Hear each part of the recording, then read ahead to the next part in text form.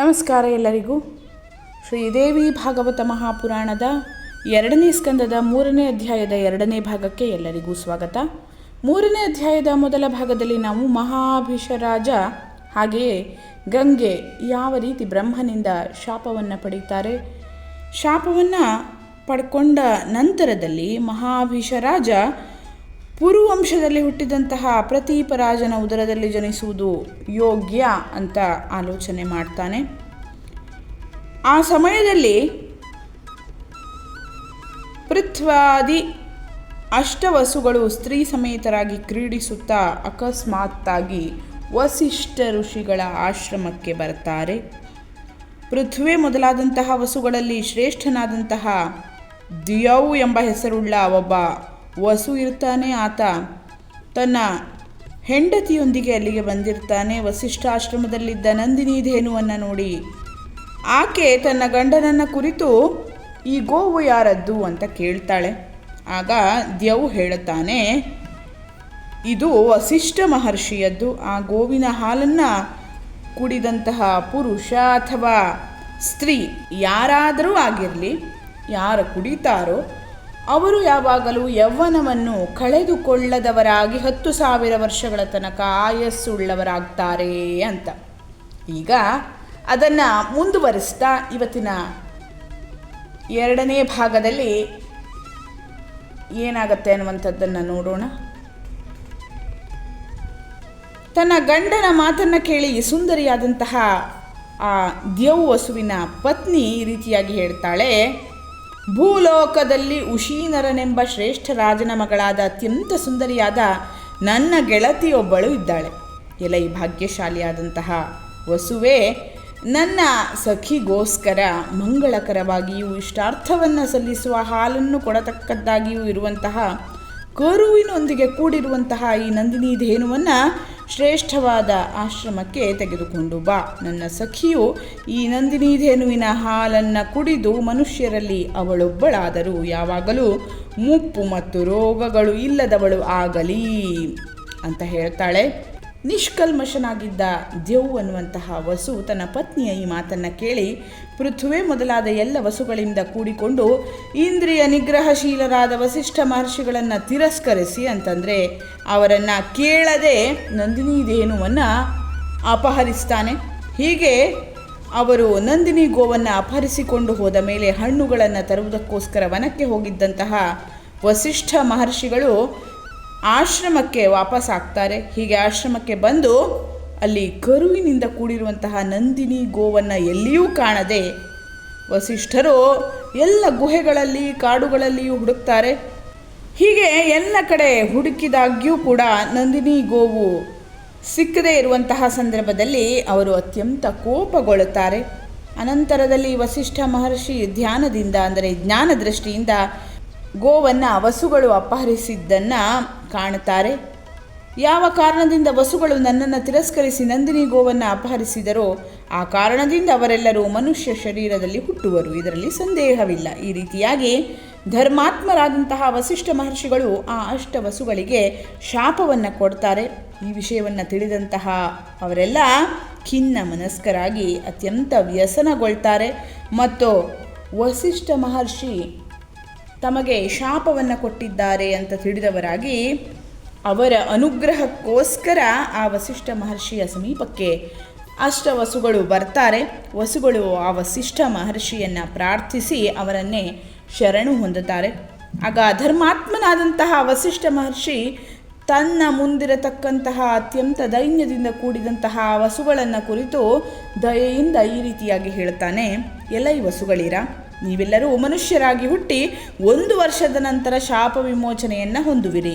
ಆದರೆ ಯಾವ ಕಾರಣದಿಂದ ನನ್ನ ಪ್ರೀತಿ ಪಾತ್ರವಾದ ನಂದಿನಿ ಗೋವನ್ನು ದ್ಯೌ ಎಂಬ ವಸುವು ಅಪಹರಿಸಿದನೋ ಆ ಕಾರಣದಿಂದ ದ್ಯೌ ಎಂಬ ವಸುವು ಮನುಷ್ಯ ಶರೀರದಲ್ಲಿ ಹೆಚ್ಚು ಕಾಲ ವಾಸ ಮಾಡುವನು.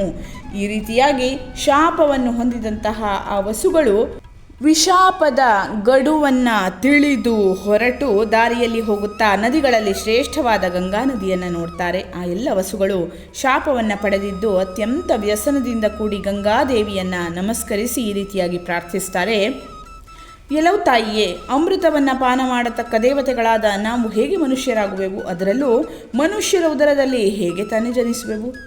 ಈ ದೊಡ್ಡ ಚಿಂತೆ ನಮಗೆ ಬಹಳ ವ್ಯಸನಕ್ಕೆ ಕಾರಣವಾಗಿದೆ. ಆದುದರಿಂದ ನದಿಗಳಲ್ಲಿ ಶ್ರೇಷ್ಠವಾದವೋ ಗಂಗಾದೇವಿಯೇ, ನೀನು ಮನುಷ್ಯಳಾಗಿ ನಮ್ಮನ್ನು ಪ್ರಸವಿಸು. ಎಲ್ಲವೂ ಪಾಪರಹಿತರಾದ ದೇವಿ ಗಂಗೆಯೇ, ನೀನು ಶಂತನು ಎಂಬ ಶ್ರೇಷ್ಠ ರಾಜನ ಪತ್ನಿಯಾಗು. ಅವನಿಂದ ನಿನ್ನಲ್ಲಿ ಹುಟ್ಟುವ ನಮ್ಮೆಲ್ಲರನ್ನು ಕ್ರಮವಾಗಿ ಹುಟ್ಟಿದ ಕೂಡಲೇ ನೀನು ನೀರಿನಲ್ಲಿ ಬಿಸಾಡುವವಳಾಗು. ಈ ರೀತಿಯಾಗಿ ನಮಗೆ ಶಾಪದ ಬಿಡುಗಡೆಯೂ ಆಗುವುದು, ಇದರಲ್ಲಿ ಸಂದೇಹವೂ ಇಲ್ಲ. ಈ ಮಾತನ್ನು ಕೇಳಿ ಗಂಗಾದೇವಿಯು ಹಾಗೇ ಆಗಲಿ ಅಂತ ಹೇಳ್ತಾಳೆ. ಅನಂತರದಲ್ಲಿ ಅವರೆಲ್ಲರೂ ತಮ್ಮ ತಮ್ಮ ಲೋಕಕ್ಕೆ ಹೊರಟು ಹೋಗ್ತಾರೆ. ದೇವಿಯಾದ ಗಂಗೆಯೂ ಕೂಡ ಬಹಳವಾಗಿ ಯೋಚಿಸುತ್ತಾ ಹೊರಟು ಹೋಗ್ತಾಳೆ. ಆಗ ಮಹಾಭೀಷನೆಂಬ ಇಕ್ಷ್ವಾಕು ವಂಶದ ರಾಜ ಪುರುವಂಶದ ಪ್ರತೀಪನೆಂಬ ರಾಜನ ಮಗನಾಗಿ ಅವನ ಪತ್ನಿಯ ಗರ್ಭದಲ್ಲಿ ಜನಿಸ್ತಾನೆ.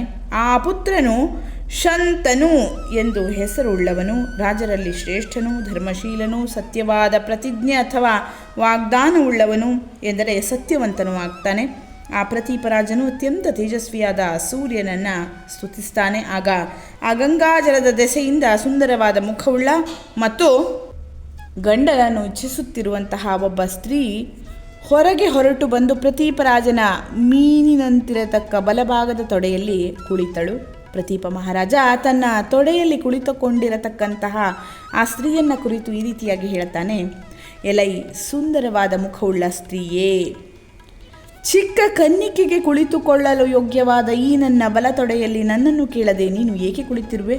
ಆಗ ಆ ಸ್ತ್ರೀ ಈ ರೀತಿಯಾಗಿ ಉತ್ತರವನ್ನು ಕೊಡ್ತಾಳೆ. ಎಲೈ ರಾಜರುಗಳಲ್ಲಿಯೂ ಕುರುವಂಶೀಯರಲ್ಲಿಯೂ ಶ್ರೇಷ್ಠನಾಗಿರತಕ್ಕ ಓ ಪ್ರತೀಪ ಮಹಾರಾಜನೇ, ನಿನ್ನನ್ನು ಹೊಂದುವ ಉದ್ದೇಶದಿಂದ ನಿನ್ನ ತೊಡೆಯಲ್ಲಿ ಕುಳಿತಿರುತ್ತೇನೆ. ಆದುದರಿಂದ ನಿನ್ನನ್ನು ಇಚ್ಛಿಸುತ್ತಿರುವ ನನ್ನನ್ನು ನೀನು ಸ್ವೀಕರಿಸು ಅಂತ ಆಕೆ ಹೇಳ್ತಾಳೆ. ಅವಳ ಮಾತನ್ನು ಕೇಳಿದ ಮೇಲೆ ಅತ್ಯಂತ ಸುಂದರಿಯೂ ಯುವತಿಯೂ ಆದ ಆ ಸ್ತ್ರೀಯನ್ನು ಕುರಿತು ರಾಜನು ಈ ರೀತಿಯಾಗಿ ಹೇಳ್ತಾನೆ. ಎಲೈ ಸ್ತ್ರೀಯೇ, ನಾನು ಕಾಮದ ದೆಸೆಯಿಂದ ವರವನ್ನು ಅಪೇಕ್ಷಿಸತಕ್ಕ ಪರ ಸ್ತ್ರೀಯನ್ನು ಎಂದು ಸ್ವೀಕರಿಸಲಾರೆನು. ಎಲೈ ಸುಂದರ ಸ್ತ್ರೀಯೇ, ನೀನು ನನ್ನ ಬಲತೊಡೆಯಲ್ಲಿ ಆಲಂಗಿಸಿ ಕುಳಿತಿರುವೆ. ಆದರೆ ಬಿಳಿಯ ಬೆಳಕನ್ನು ಬೀರುವ ಮಂದಹಾಸವುಳ್ಳ ಎಲೈ ಸ್ತ್ರೀಯೇ, ಈ ನನ್ನ ಬಲತೊಡೆಯು ನನ್ನ ಮಕ್ಕಳಿಗೂ ಸೊಸೆಯರಿಗೂ ಕುಳಿತುಕೊಳ್ಳುವ ಸ್ಥಾನವೆಂದು ತಿಳಿ. ಆದುದರಿಂದ ನನ್ನ ತೊಡೆಯಲ್ಲಿ ಕುಳಿತುಕೊಳ್ಳಲು ಇಚ್ಛಿಸತಕ್ಕ ಮಂಗಳಕರಳಾದ ಸ್ತ್ರೀಯೇ, ನನಗೆ ಪುತ್ರನು ಜನಿಸಿದ ಮೇಲೆ ನೀನು ನನ್ನ ಪುತ್ರನ ಹೆಂಡತಿಯಾಗು. ನಿನ್ನ ಪುಣ್ಯದ ದಶೆಯಿಂದ ನನಗೆ ನಿಶ್ಚಯವಾಗಿಯೂ ಮಗನು ಹುಟ್ಟುವನು. ಹಾಗೆಯೇ ಆಗಲೆಂದು ಅತ್ಯಂತ ಸುಂದರಿಯಾದ ಆ ಸ್ತ್ರೀಯು ಹೇಳಿ ಹೊರಟು ಹೋಗ್ತಾಳೆ ಅಲ್ಲಿಂದ. ರಾಜನೂ ಕೂಡ ಆ ಸ್ತ್ರೀಯನ್ನು ಮನಸ್ಸಿನಲ್ಲಿ ಯೋಚಿಸುತ್ತಾ ಮನೆಗೆ ಬರ್ತಾನೆ. ಅನಂತರ ಸ್ವಲ್ಪ ಕಾಲದಲ್ಲಿ ಆ ರಾಜನಿಗೆ ಒಬ್ಬ ಮಗನು ಹುಟ್ಟುತ್ತಾನೆ. ಅವನು ಯುವಕನಾದ ಮೇಲೆ ರಾಜನು ವಾನಪ್ರಸ್ಥಾಶ್ರಮವನ್ನು ಸ್ವೀಕರಿಸಿ ಕಾಡಿಗೆ ಹೋಗಲು ಇಚ್ಛೆಯುಳ್ಳವನಾಗಿ ತನ್ನ ಮಗನಿಗೆ ಈ ಹಿಂದಿನ ಸಮಾಚಾರವನ್ನು ಹೇಳುತ್ತಾನೆ. ಪ್ರತೀಪರಾಜ ತನ್ನ ಮಗನಿಗೆ ಹಿಂದಿನ ಎಲ್ಲ ಸಮಾಚಾರವನ್ನು ಹೇಳಿ ಪುನಃ ಮಗನನ್ನು ಕುರಿತು ಈ ರೀತಿಯಾಗಿ ಹೇಳುತ್ತಾನೆ. ನೀನು ಕಾಡಿಗೆ ಹೋದಾಗ ಕಾಡಿನಲ್ಲಿ ಒಂದು ವೇಳೆ ಬಾಲಿಕೆಯಾಗಿಯೂ ಸುಂದರವಾದ ಮಂದಹಾಸವುಳ್ಳವಳಾಗಿಯೂ ಇಚ್ಛಾನುಸಾರವಾದ ಗಮನವುಳ್ಳವಳಾಗಿಯೂ ವರನನ್ನು ಅಪೇಕ್ಷಿಸುವವಳಾಗಿಯೂ ಇರತಕ್ಕ ಆ ಸ್ತ್ರೀಯು ತನ್ನ ಆ ಉದ್ದೇಶದಿಂದ ನಿನ್ನ ಸಮೀಪಕ್ಕೆ ಬಂದರೆ ಆ ಸುಂದರಿಯನ್ನು ನೀನು ಸ್ವೀಕರಿಸು. ಆದರೆ ಎಲೈ ರಾಜನೇ, ನೀನು ಅವಳನ್ನು ಕುರಿತು ನೀನು ಯಾರು ಎಂದು ಮುಂತಾಗಿ ಕೇಳಬೇಡ. ನನ್ನ ಆಜ್ಞೆಯಂತೆ ನೀನು ಅವಳನ್ನು ಧರ್ಮಪತ್ನಿಯನ್ನಾಗಿ ಮಾಡಿಕೋ, ಅದರಿಂದ ನೀನು ಸುಖಿಯಾಗಿರುವೆ. ಸೂತಮುನಿಯು ಹೇಳ್ತಾನೆ ಮುಂದೆ. ಪ್ರತೀಪರಾಜನು ತನ್ನ ಪುತ್ರನಿಗೆ ಈ ರೀತಿ ತಿಳಿಸಿ ಅತ್ಯಂತ ಸಂತುಷ್ಟವಾದ ಮನಸ್ಸುಳ್ಳವನಾಗಿ ಎಲ್ಲ ರಾಜ್ಯ ಸಂಪತ್ತನ್ನು ತನ್ನ ಮಗನಿಗೆ ಕೊಟ್ಟು ತಾನು ವನವನ್ನು ಪ್ರವೇಶಿಸಿದನು. ಕಾಡಿನಲ್ಲಿಯೂ ಕೂಡ ಈ ಪ್ರತೀಪರಾಜನು ತಪಸ್ಸನ್ನು ಮಾಡಿ ಬ್ರಹ್ಮರೂಪಿಣಿಯಾದ ಎಲ್ಲರಿಗೂ ಮಿಗಿಲಾದ ಜಗನ್ಮಾತೆಯಾದ ದೇವಿಯನ್ನು ಪೂಜಿಸಿ ಶರೀರವನ್ನು ತೊರೆದು ತನ್ನ ತೇಜಸ್ಸಿನ ಬಲದಿಂದ ಸ್ವರ್ಗವನ್ನು ಹೊಂದಿದನು. ಅತ್ಯಂತ ತೇಜಸ್ವಿಯಾದ ಶಂತನು ಮಹಾರಾಜನು ಸಮಸ್ತ ಭೂಮಿಯ ರಾಜ್ಯವನ್ನು ಪಡೆದನು. ಎಲ್ಲಕ್ಕೂ ಚಕ್ರವರ್ತಿಯಾದನು. ಶಾಸ್ತ್ರಕ್ಕೆ ಅನುಸಾರವಾಗಿ ಅಪರಾಧಿಗಳನ್ನು ಶಿಕ್ಷಿಸತಕ್ಕ ಆ ಶಂತನು ರಾಜನು ತನ್ನ ಪ್ರಜೆಗಳನ್ನು ಅತ್ಯಂತ ಪ್ರೀತಿಯಿಂದ ಪಾಲಿಸುತ್ತಿದ್ದನು. ಇಲ್ಲಿಗೆ ಶ್ರೀದೇವಿ ಭಾಗವತ ಮಹಾಪುರಾಣದ 2ನೇ ಸ್ಕಂದದ 3ನೇ ಅಧ್ಯಾಯ ಮುಕ್ತಾಯವಾಗ್ತದೆ. ಧನ್ಯವಾದಗಳು. ಲೋಕಾಹ ಸಮಸ್ತಾಹ ಸುಖಿನೋ ಭವಂತು.